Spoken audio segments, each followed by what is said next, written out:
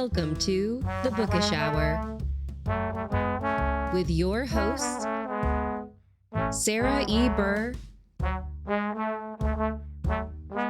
and J.C. Kenney.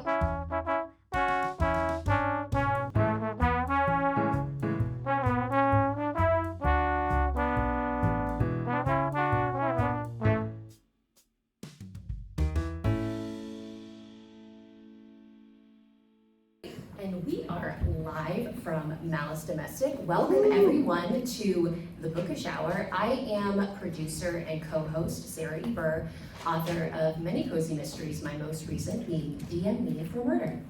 And I'm Sarah's sidekick, J.C. Kenney, aka Hero Support. Most recently published Magic Box Murder. And it's so exciting, Sarah. We've got three absolute legends here we get to chat with. So I think it's time to get bookish. Let's get bookish. Malice Domestic is a bookish lover's dream. And we could not be more excited to share our show with you. The Bookish Hour is actually a live stream web series that we host on YouTube. And every episode we interview special guests about their work, their writing, and their life. And because it is a live interview segment, we're actually able to take questions from our audience members during the show. For today's session, we're going to hold questions until the end, so we will get to them. Definitely promise that. And you can find our show on YouTube at It's Bookish Time TV or at thebookishhour.com. You know, and with that, I think we're just going to get right to it. We want to introduce our guests. Not that any of them need any introduction, but our lovely guest in the middle, S.J. Rozan, is, and I'm going to read these because I want to make sure our guests get all the credit that they're due. S.J. Rozan is a native New Yorker, author of the Bill Smith and Lydia Chin detective series, as well as several standalones, novels. She has the Edgar, the Nero, Macavity, Shamus, and Anthony Awards for Best Novel. Oh wait, there's more. And the Edgar for Best Short Story. Give it up for S.J. Rozan.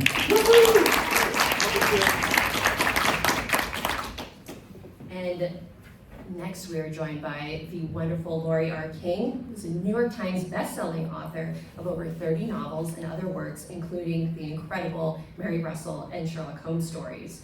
She has won the Agatha, Anthony, Creasey, Edgar, Lambda, Macavity, Wolfe, and the Romantic Times Career Achievement Awards, has an honorary doctorate in theology, and is a Baker Street Irregular.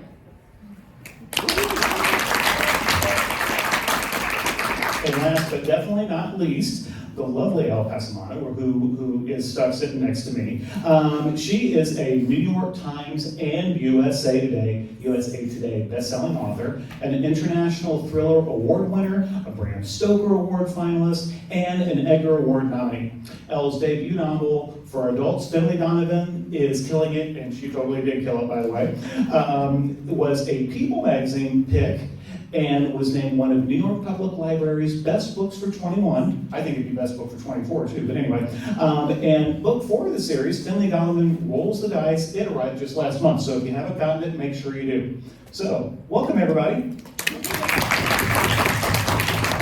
We've got so much incredible knowledge and experience up here with us today, so let's dive into our burning questions. S.J., to start off, you have worn many hats throughout your career.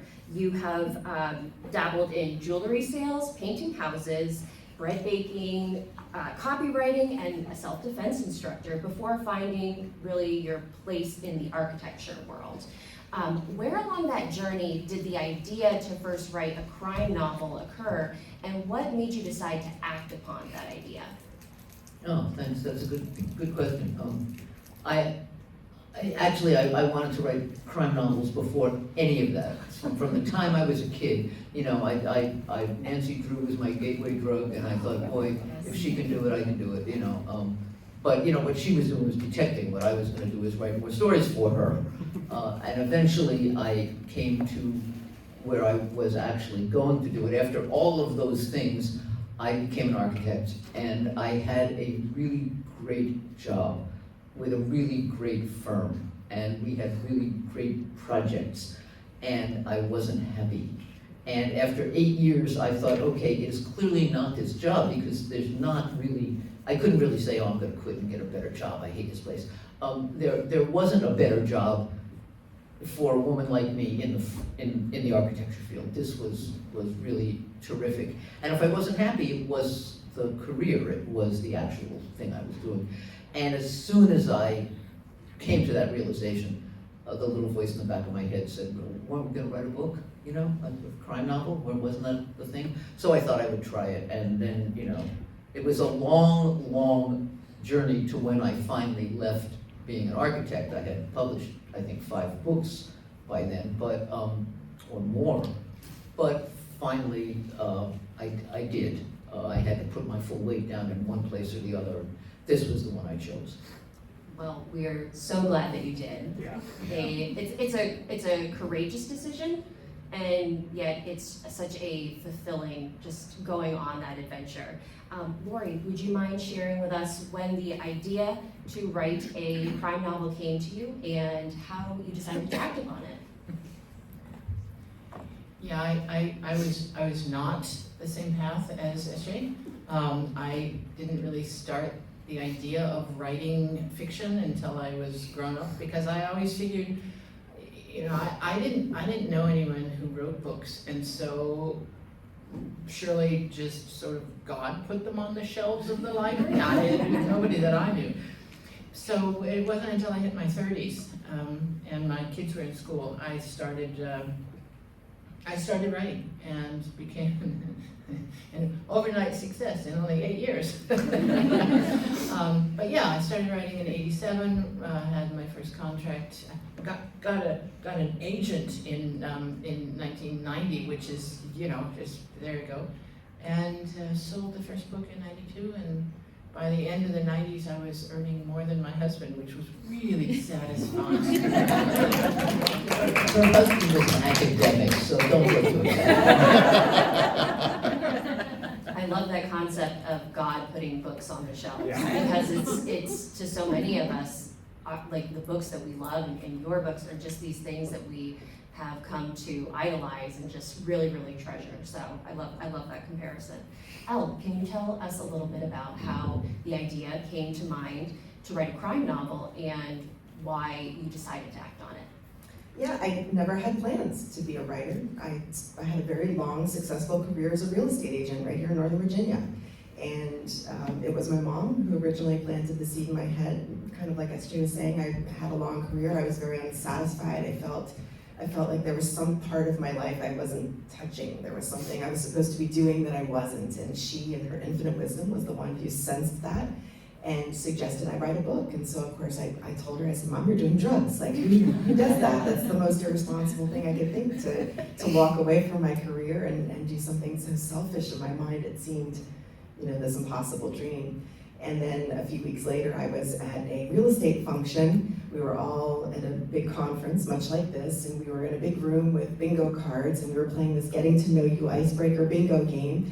And some man came up to me and he said, "Quick, tell me something interesting about yourself. I almost have bingo." And I couldn't think of anything. And I said, "I'm writing a novel." And it just like spilled out. I don't know where it came from. And then all of a sudden I was on the nut to write a novel, because he ran around and told everybody in the room that I was writing a novel. And then everyone wanted to have their bingo cards signed. So of course I ran home and started thinking, what am I gonna write? I'm gonna write a romance novel. And so I started a romance novel and everybody died. It was like, I said, God is trying to tell me something. I need to maybe go into crime fiction. And I also love that the advice came from your mom, that, you know, they know us so well of what really makes us happy. So that's really beautiful. Yeah, and shout out to, I don't know how many people I've talked to over the years who got their start writing romance. And so cheers to the romance writers out there, you know, and we're all mystery lovers too, but gotta love the romance writers. I started out as a romance writer, so fist bump on that, baby. All right, here we go. Laurie, question for you. We're having a little bit of celebration, in case you haven't heard, 30 years of the Beekeeper's Apprentice. How about that? So 10 years ago, on the 20th anniversary of the wonderful novel that you wrote, you talked about meeting Mary Russell. not making her. And that's just so cool, because it just kind of, I think it speaks to a lot of us as writers and as fans that, we're not necessarily in control, of our characters. And so I wonder if you could kind of enlighten us a little bit. Tell us how you met Mary, Holmes, and some of the other major characters that you've blessed us with. I think that there are some characters that you deliberately craft. There are some that you know that you have certain key points about them that you need to really think about how those key points fit in to build an entire life, a three-dimensional character.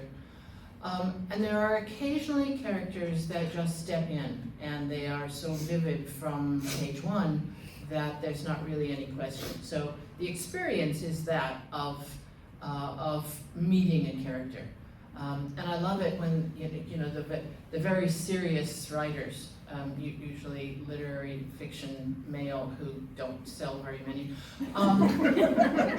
talk with scorn about the idea of, those of us who are not outliners, referred to growing the story and following the characters, and the characters surprise us and take over, and all of that is shorthand for a character that we have envisioned so clearly, that is so vivid from the beginning, that there really isn't a lot of conscious consideration about how they should act or the decisions they should make. And Russell was one of those. I was very fortunate in that, I had experimented with writing before. I got halfway through a book and thought, I have no idea what to do with this. So, because I was a mom of young kids, I had plenty else to do with my life. But when I started the Russell books, it was as if she stepped in and this was her story to tell. And it starts out with, I was 15 when I first met Sherlock Holmes, and I then realized with that phrase that I knew nothing about Sherlock Holmes. So he was one of the more deliberate characters. I had to go and read all the Conan Doyle stories, the 56 short stories and 4 novels. I had to think about him as a character. He starts out as a supporting actor, and then about halfway through the series, there's 18 of them now, he becomes a character who develops. And that's been an interesting process, to have a character who is so vivid in people's minds, but never has anything to do with the post-war era in England, because the final setting for short stories is the beginning of the Great War, and so after the Great War, I can let him develop in all kinds of ways, and a lot of those are very deliberate. So the idea of just having all your characters come in and introduce themselves and take over is wishful thinking. I love the idea of their partnership and how you had Mary Russell, who kind of introduced herself to you, and then you had to kind of craft it and learn about Holmes. I think that juggling that we have to do as writers is really special. SJ, can you talk a little bit about how you met Lydia and Bill? Bill I created and Lydia I met. When I started writing, I wanted to write what I loved, which is that alienated private eye, because the iconic white male private eye is a person who, because of who he was born, white male, straight and healthy, could have everything. The world is created for him, at least the American Western world. And the private eye is a guy who won't do it and has deliberately stepped outside of that because the price is too high, because the price of that is generally your soul. And he won't do it. And so he can tell those stories from the outside because he could have chosen to be on the inside, and he won't, and he knows who's there, and he can talk about those people. And so that was my first character, because I wanted to talk about those people. And I started writing Bill, and he needed a sidekick, because you needed somebody to show the other point of view. When I started, all the private eyes had sidekicks. The original private eyes did not. Sam Spade never had a sidekick, but he had a partner, but that was a whole other thing. But when I started writing, they all had sidekicks. And the sidekicks were all just exactly like them, only psychotic. And what that allowed the private eye to do is to say, gee, I'm trapped, call the sidekick and say, I'm trapped here in my little house because there's somebody shooting at me from the hills and I kind of wish he weren't. And an hour later, the sidekick shows up and says, okay, took care of it. And it allows the private eye to not get his hands dirty. And I thought, well, that's not what the form is about. The form is about moral ambiguity. That's why the private eye form exists, because otherwise, if you know that a crime is being committed against you, you go to a cop. If you're a criminal, you avoid the cops. Private eyes go back and forth. If you're a criminal whose kid has been kidnapped, you go to a private eye. And so they're always in that situation of getting their hands dirty. So Bill needed a sidekick who was different from him in every way, except that she wasn't psychotic. So she needed to be a woman because he was a man, and someone small because he was big, and someone young because he was middle-aged. And then I thought, oh, well, what the hell? I might as well make her from a different ethnic group. And so everything that he thinks is firm ground is flexible. What you have for breakfast, and how you gift wrap a package. I mean, everything. And so the only ethnic group I thought I could handle that is not mine was Chinese Americans, because I had a lot of Chinese American friends. I'd always been interested in Chinese culture, Chinese art, and I thought, okay, I might be able to pull this off with a lot of help from my friends. And so I started writing Lydia as the sidekick, and after 2 or 3 chapters of the first book, it became clear that she wasn't going to put up with that forever. This was, I had created her out of, the dust of the air, and there she was. And so I said, all right, I'll go back and forth, and you can have your own books, and then he'll be a sidekick. And she liked that idea, and so there we are. Well, and that actually dovetails into a question that we were going to ask later, but so we'll go ahead and ask it now. And I'm going to start with you, Elle. SJ talked about sidekicks, and Laurie, in talking about, you think of Holmes and then Mary, because she's a teenage girl, and over 100 years ago, she's a sidekick. To a certain degree, I think people think of Finn and Vero being the sidekick. Having read your stories, though, I think there really is a real feeling that while maybe sidekick, to SJ's point, they're really partners. And so I could we'd love to hear from all 3 of you, and we'll start with you, Elle, how that came about.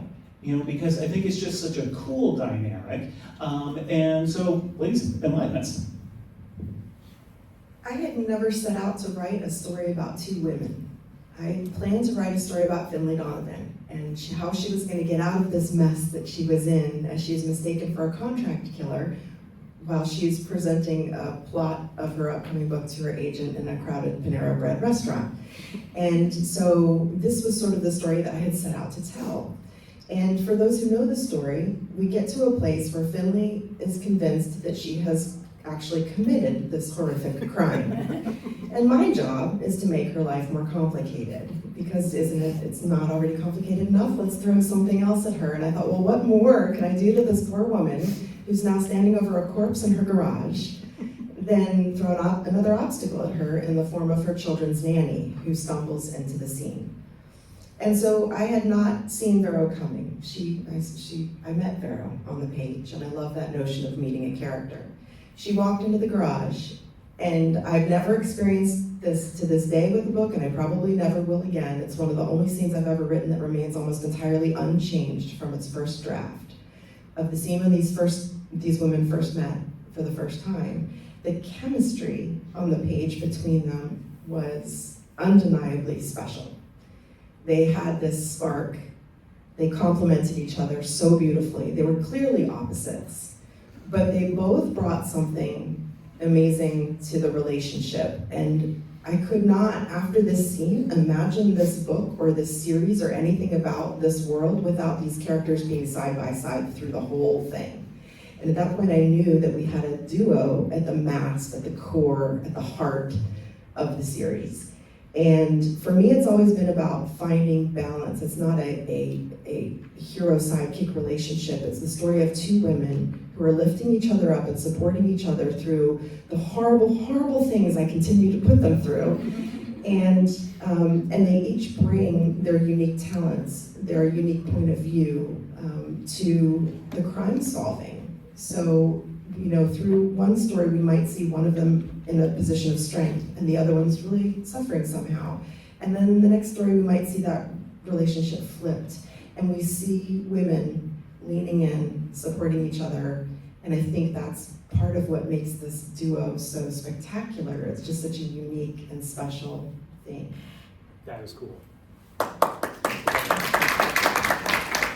So, as you know, I can do loud voice, so anyway, I got my bachelor's degree in physical education, so years and years ago I could talk with my gym voice, but, and that was GYM, not JIM. But anyway, I digress. So SJ, kind of tell us about that dynamic with Bill and Lydia, and I would also love, if I may be so bold, I think it's so cool the way you go back and forth with the books. One time it's Bill's story, and then it's Lydia's story. So can you talk about, their dynamic as kind of partners, but then, one takes the lead and then the other takes the lead? Yeah, well, for exactly that reason, that was why I went back and forth. Otherwise, Lydia would be a sidekick.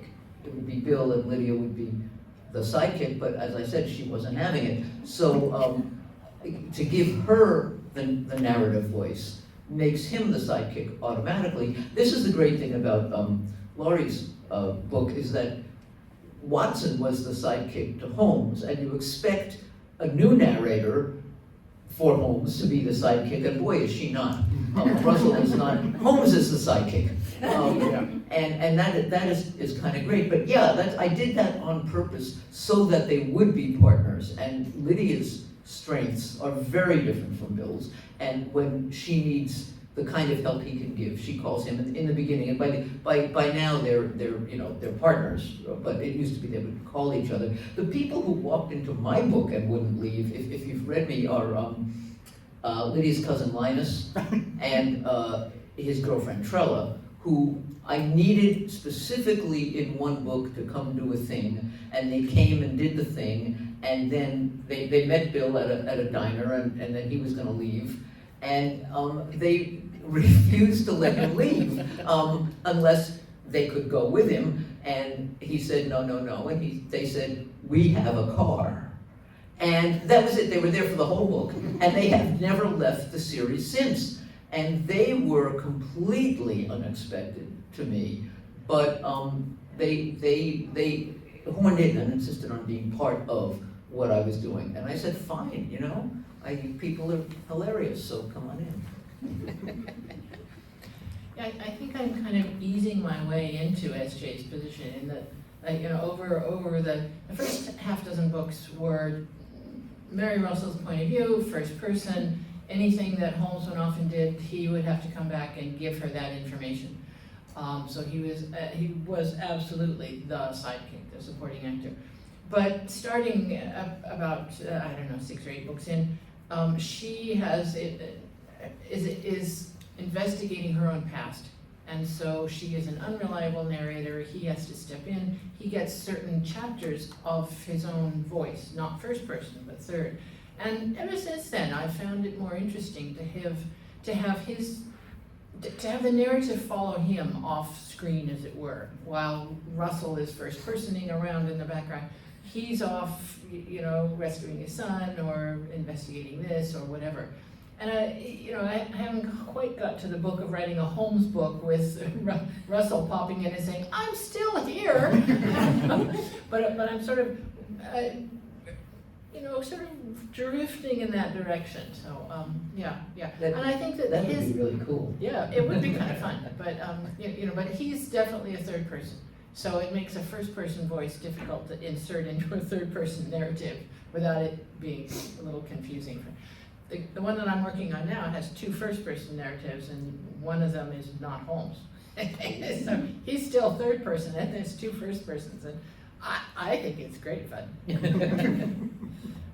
I'm gonna go a little off script with the questions that we prepared for you guys, Oh, because no. this is I find this It's to the be Bookish a, Hour, we do that. this is how we roll. So this conversation that we've been having about, you know, our characters who are kind of inserting themselves into the story and kind of taking over, or not necessarily taking over, but kind of grounding themselves and saying, I'm here to stick around for a while. When you are getting in the mindset of a character other than your main protagonist, what are some of the challenges that come with shifting the voice or the way that you approach your writing session itself? And Elle, if I could maybe ask you to address this one first, because I know that you had the opportunity to write a short story from Vero's point of view, which super cool, by the way. How is that shift getting into her mind rather than Finley? Yeah, I guess, are you asking specifically like what tools I use? Yeah, or just like the process of, you know, kind of when you're sitting down to a session, how do you reorient yourself to a new character? Yeah, that can be really tough, especially with series, because you've been in this one person's head for so long, and I kind of, Finley and I have more in common than I care to admit some days. So it's easy a lot of times for me to kind of slide into her head. So sliding into the head of another character in the story was challenging, really, really fun, but challenging. And I found that I had to use some of the same techniques I used when I was switching from genre to genre. So there was a period of time when I was writing YA fantasy at the same time I was writing adult crime. And, with overlapping deadlines and books kind of happening, sliding, revisions in one while I was drafting another. And I found that there were things that I could do that would help me kind of anchor myself in those characters' heads or those stories' hearts. And for me, it might be something as simple as changing where I write. So, or when I write, it was maybe daytimes on the couch and nighttimes in the study, or I found that I used playlists often. I can't write with any background noise at all. I'm a silent writer, but during the day or kind of as I'm preparing for those writing sessions, I love to have some background music on, and I found that there is a tone or a mood that shifts with the head of the character that I'm in. And so I might have my Finley playlist and my Vero playlist, and so that kind of puts me in the mood and the tone, whether it's scene by scene or character's head by character's head, to help me feel more grounded as I'm sitting down to write that voice. Yeah, when I shift from Bill to Lydia, there's a playlist thing going on. I don't write with music behind me either, but I do during the day. When I start a Bill book, there's a lot of piano music, solo piano, and I don't know that I could go back and forth. I mean, that doing YA and YA fantasy and crime, I'm very impressed. I do sometimes take a break and do a short story in a whole entirely different voice. Patricia Highsmith used to write novels during the week and short stories on weekends, which and then she would go back to the novel. It's a difficult thing.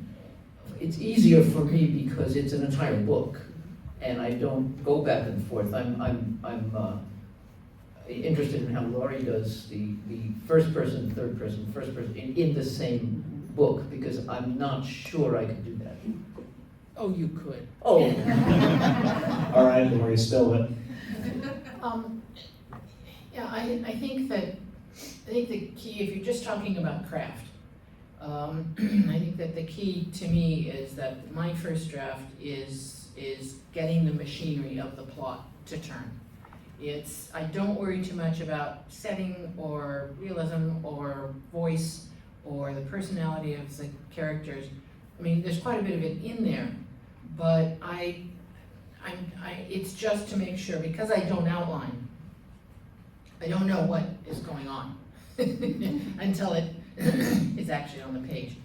And so my first draft, which is always very short, is just machinery. It's just the machinery of the plot. So it's 250-page outline.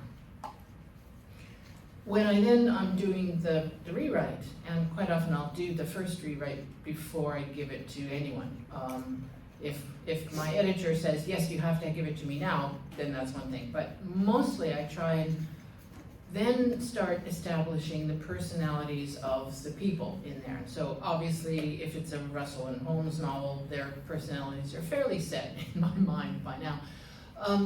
But you then have the third character that is key to the plot, and sometimes it's a fourth.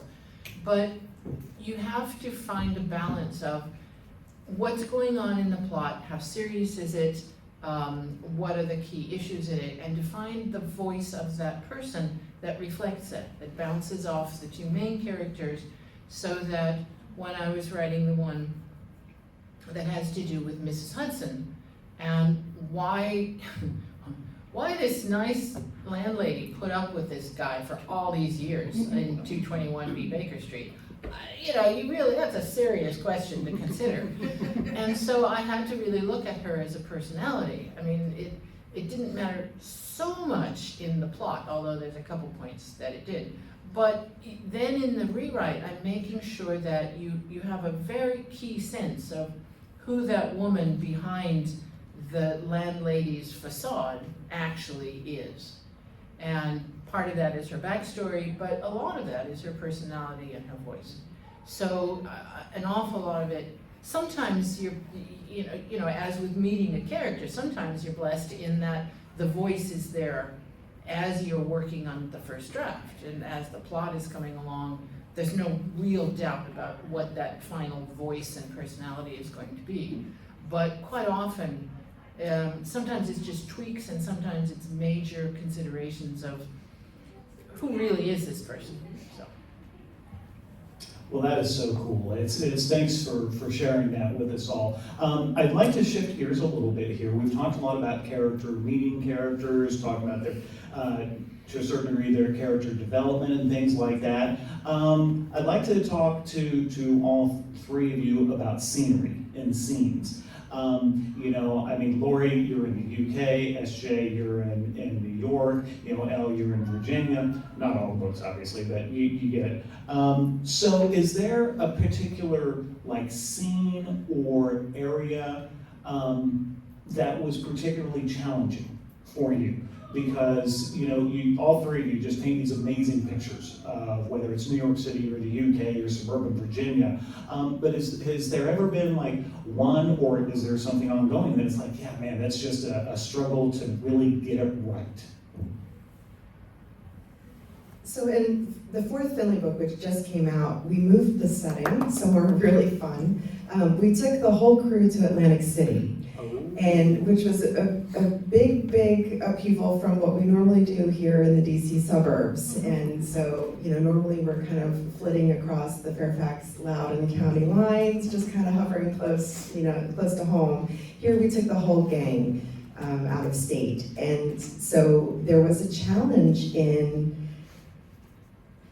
a couple challenges. One, I hadn't been to Atlantic City since I was much younger, and so I found I had to go back to do a little bit of research and visit this place so I could more accurately depict the sticky carpets and the nasty hotels and the crowded casinos and the cold boardwalk in the middle of winter. All those things kind of posed the challenge of actually having to go and kind of refresh on some of that.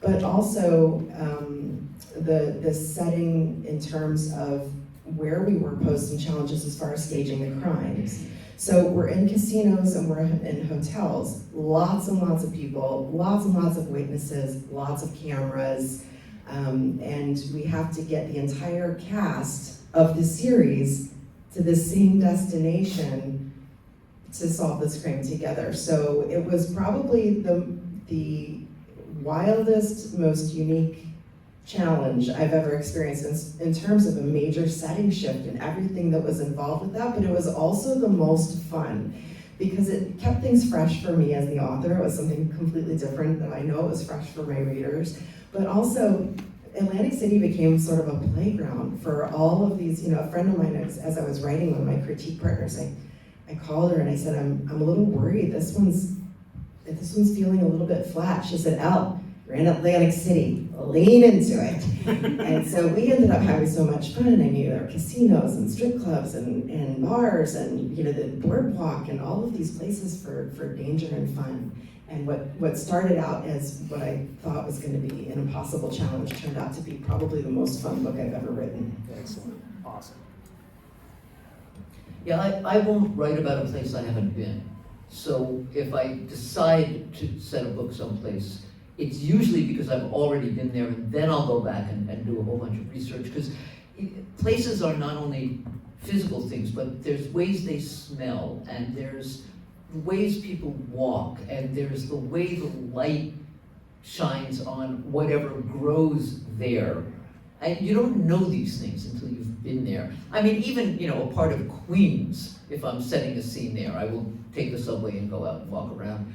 So that, in those terms, because I usually pull from my head a place I've been and say, let me, you know, do that. Now, the book set in Mississippi was not that. I went down to Mississippi because a friend had moved there, and he said, come on down and I'll show you around the Delta. And I thought, well, you know, it was not on my list, but why not? And I went, and I discovered there had been a historic Chinese community in the Delta, and that was like, you know, the universe handing me a Lydia book on a silver platter. And then I had to go down another couple times to do the research for just, you know, the shape of the houses and where it floods and where it doesn't, and, you know. But I also have a new series set in London in 1924, and I talked to Laurie because I started this series in the pandemic. And I was doing a lot of research, and I said, oh my God, I want to go to London. And Laurie said, you needn't bother. Everything that was there is pretty much gone. Between the Blitz and redevelopment, it's really all, you know, there's a building here and a street there, but it's not like it was. And so it will all have to be historical research. And I'd been to London, I knew what, you know, what the Thames smelled like, although it smelled worse then, and that kind of thing. But that was really interesting, the idea that London is still there, but the history is not. So you have to, and I discovered all kinds of wonderful things like old Sears catalogs. So you can see, you know, not only what people were wearing, but what they had in their houses and stuff. So in terms of setting, I love to go places and to take my people places. It's sometimes hard to figure out how. Somebody said, oh, you should come set a book in Montana. I'm thinking, to get Bill and Lydia to Montana, you know, I'm not seeing it. Yeah, you have to be pulled by something. Yes, I don't tend to write about places that I haven't been, and I think, as Jay said, you need to taste the food and see the people and smell the air. I think also it depends on what's going on in the book. I mean, if you're writing about, because I tend to write, the historical books tend to have characters who were real, more real than Sherlock Holmes, shall we say. I mean, more corporeal than Sherlock Holmes. And having Sherlockians in the audience, I'm a little careful about saying that Sherlock Holmes is fictional.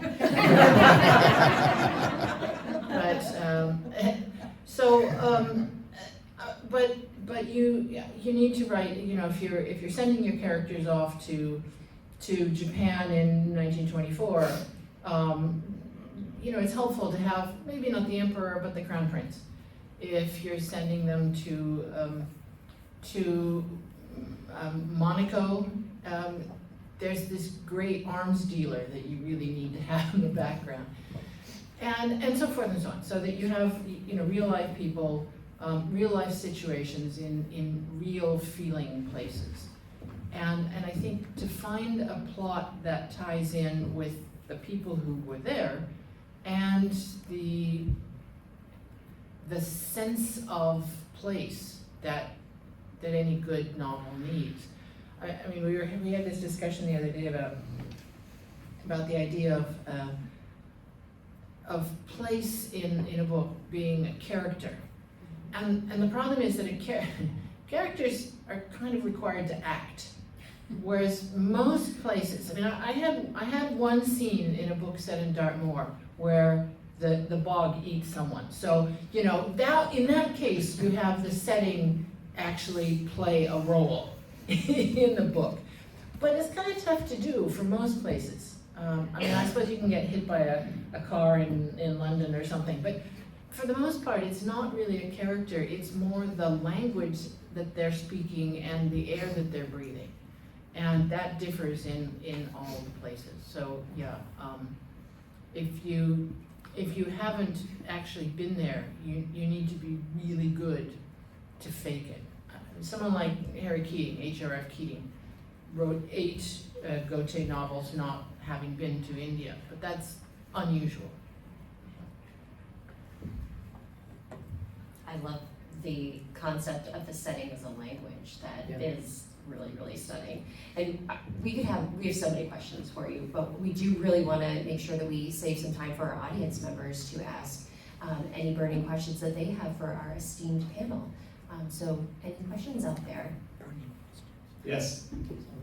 Hi, question for Elle. I've read the 4 books in the Finley Donovan series, wonderful. One question I had is that from book to book, they seem to be so tightly woven. I wanted to know if you, in setting out to write the books, did you sort of plan out for, or just sort of? So just to repeat the question for the recording, asking about your wonderful, how you've woven all of your books together, whether or not you set out to begin writing all 4 of them, or if they've just kind of organically grown. I love this question because people are always surprised by the answer. When I set out writing this book, I never thought it would be published. So I didn't have the luxury of planning a long arc for the series where all of these books would be interwoven like they are. You just did it from mom. I did, right, exactly. So yeah, I was kind of uncertain that it would find a home. And so I was just writing the mystery the way I thought the mystery should be written. And I was delighted to find we had a 2-book deal. And then I was thinking in terms, as I was finishing, of how do I make this arc then lead up into the next book. But each renewal of the book contract has extended that arc, and we found that now we have almost this soap opera style adventure that these 2 women are on, where one book is sort of piggybacking off of the next. And we do have a lot of subplots that are running through the series. And so it's been a challenge both to make the books accessible for new readers who are coming in mid-series, but also to carry on some of those really exciting storylines that we've started in the beginning. And so the long answer to the short question, it was not planned this way. It was sort of a happy, delightful accident. And it's a lot of fun, but it also poses some unique challenges. Other questions? Well, if no one is going to ask anything else, then I've got lots of stuff. I do have to say, I love my current agent. She's wonderful, but I would not mind having Finley's agent. I mean, talk about a woman who takes control and gets stuff done. So, so SJ, one of the things since we have a few moments here, you and I were talking a little bit that one of the things that you do that I think is just so awesome. So all 3 of you are total goal type people for Sarah and I. You do an annual writing retreat to Assisi, and just to make sure we're talking Assisi, Italy, St. Francis of Assisi, all that kind of stuff. Talk about that a little bit. Why? And what does it do for you? Yeah, this is a writing workshop, and you should all come and work on your books. It'll be the end of June and beginning of July. It's 2 weeks. I've been doing this for years. It's under the auspices of the Art Workshop International. And see me, or there are little flyers. I love to teach, I really do. And this is a thing where people come, this is, obviously adults, and they come and they bring their books, or they don't bring their books because they want to write, but they've never written, and, they are retired lawyers or whatever. And by the time they leave, the really exciting thing is by the time they leave, they are writers who used to practice law. You know, even if what they have is a page, they're thinking of themselves differently. And I remember when I made that transition, when I was an architect working on a book, and then one day I was a writer with a day job. And boy, is that terrific. So what it does for me is that it allows me to see that little light bulb go on every year. And besides that, I get time on my own in Assisi, which is, I don't know if you've been there, but it's as it should be, a very peaceful town. It's been a pilgrimage destination for, 1,000 years, basically, and they know how to do it, so that there are crowds, but it's not, the buses come and go, but it's a very peaceful place, so boy, can you get writing done. And I do every year, and the food is great. That's wonderful. A staple of our show, with how we end every episode, is we make sure that we get what you are reading, consuming, watching, sharing any recommendations that you have with our audience members. I know that we kind of are putting you on the spot with this one. So JC, do you want to share what you've been reading, consuming, listening, anything out there? Well, I've obviously read our lovely panels, but I'm going to make a shout out. I just went to movie theater last week, saw Wicked Little Letters, Olivia Colman, Jessie Buckley, 1920s UK, based on a real story, Poison Pen. I read a review that talked about it was like kind of an internet sensation before the internet was around. Go see it, it's delightful. You'll see it's Timothy Spall and so many wonderful UK characters. So that's just a little shout out for what I recently saw, so go see it. Elle, anything you want to recommend? Books, podcasts, TV, whatever. Yes, got some fabulous books that you should definitely put on your radar. For the Finley fans, there's one, I believe it's already out, but it is Every Time I Go on Vacation Someone Dies by Catherine Mack. It's a long title, but you can't miss it, and it's got a fabulous bright cover on the shelf, so definitely look for this one. If you enjoy the Finley books, it's gonna have that same fun, fast-paced, happy, hilarious kind of feel to it, very rompy. For more of our Agatha, more traditional fans, How to Solve Your Own Murder by Kristen Perrin, I thought was spectacular. It was just very, very well written. The murder was really well laid out. The plotting was sensational. And also one more recommendation for our Finley fans, and this one's been out there a while. Some of you may already be fans. Vera Wong's Unsolicited Advice for Murderers by Jessie Q. Sutanto. So much fun with the most heart. This book has so much heart, and I just thought it was a spectacular mystery. I just finished Percival Everett, The Trees. Oh my God. It is spectacular. It's brilliant. It is infinitely funnier than it has any right to be because it's about lynching. But it's great. I can't believe I have come this late to Percival Everett. So I know James is making a big splash now, but I would start with The Trees. It's amazing. And now I'm going to let my nerd flag fly. I have been watching the new production of The Three-Body Problem, and I love it. I love it. Those actors are so great, especially the young woman in the lead. It's just a knockout. It's the kind of television you wish they would keep making, and they make so rarely. So those are my two. That one's on my watch list. Yeah. Oh yeah. Oh.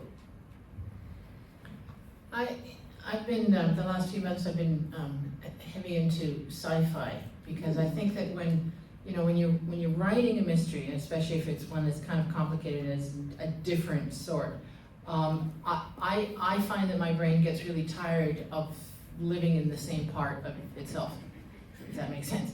But I find that sci-fi opens a lot of doors and unexpected doors, so that I've been reading a lot of there's some exciting women sci-fi writers are very, N.K. Jemisin, you just read her stuff and think, wow. But I discovered Martha Wells, who has these series called The Murder Bot. And the voice of this poor android character who manages to become unhooked from his control and becomes independent but can't let anyone know because they'd get rid of him. So, and he has this great snarky voice. And it was such a joy to find it because I thought, that's what I need for this character that I've been trying to figure out, because the one that I'm working on has, as I said, 2 first person and 1 third person. So there's Russell and there's Holmes. And then there's his first person. I needed him to stand out. And now I thought, I need me some snark. Sarah, how about you? So I am currently listening to on audiobook Sarah Rosette's Murder at the Mansions from her High Society Lady Detective series, which I absolutely love those books. I love a good historical cozy. And then for podcast recommendations, one that I'm always going to is Anatomy of Murder. And it is hosted by a former New York homicide prosecutor as well as a deputy sheriff. And they kind of dissect the cases from a procedural standpoint. And I find that for, my cozy writing doesn't necessarily touch on all of those different types of elements. But it's really fascinating having that insider look into the system so that I can, I'm always thinking how can I work this into a scene? Because they just deliver the information so well. Well, that is just so cool. And this is heartbreaking, folks, because our time has come to an end. Let's give it up for our 3 panelists. Yes. And the moderators. Hey, a little plug, you can find Bookish Hour, Bookish Moment online. Sarah, you know the details. Sarah's the hero again, so I'll turn it over to you. Yes, well, thank you everybody for being with us today. If you would love a bookmark, we have our bookmarks up here. Check us out at thebookishhour.com. We have openings for 2025 for authors who may be interested in appearing on the show. So again, thank you so much for being here, and stay bookish, everybody. Thanks, folks.